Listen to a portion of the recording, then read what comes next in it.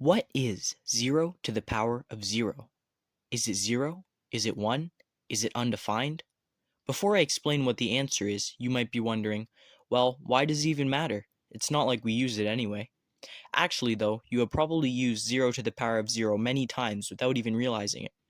For example, you have probably used the binomial theorem, one of the most fundamental and important theorems in algebra. In this formula, when x equals 0, it is necessary that we define 0 to the power of 0. And in calculus, we have the power series. These series require that we define x to the power of 0 for any value of x including 0. For example, the power series for the common function e to the power of x holds true for x equals 0 only if 0 to the power of 0 is defined. Now that I've told you why it needs to be defined, I will explain what we define it as, what the value of 0 to the power of 0 really is.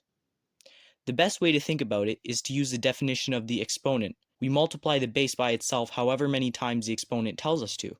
So 0 to the power of 3 is 0 times 0 times 0. 0 to the power of 2 is 0 times 0. And 0 to the power of 1 is just 0. Each time we decrease the exponent by 1, we take away a times 0 term. This is where the logic seems to fail. How do we take away times 0 from 0? This is where a simple trick saves the day.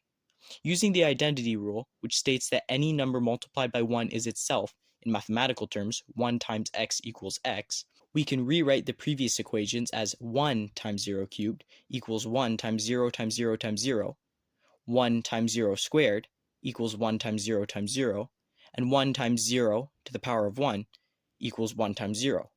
And now we continue this reasoning to get 1 times 0 to the power of 0 equals 1.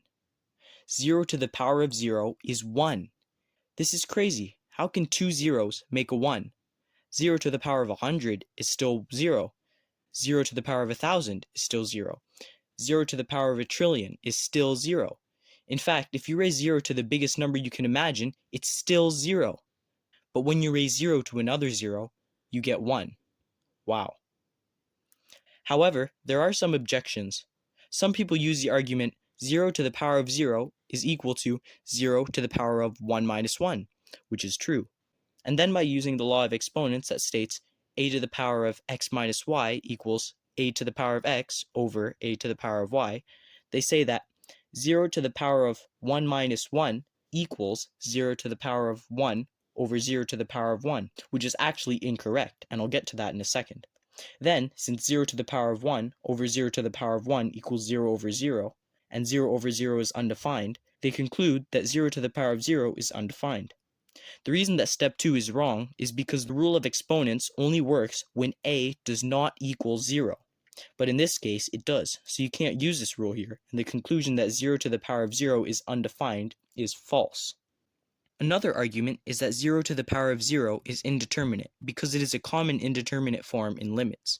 The problem with this is that there are many different limits that approach 0 to the power of 0, and there is a big difference between the limit of an expression being of an indeterminate form and the exact value of the expression itself. I hope this video helped you understand why 0 to the power of 0 is 1, and if you enjoyed watching it, please share it and hit that subscribe button right here. Also, watch this video if you want to know what the answer to 0 over 0 really is. Thanks for watching.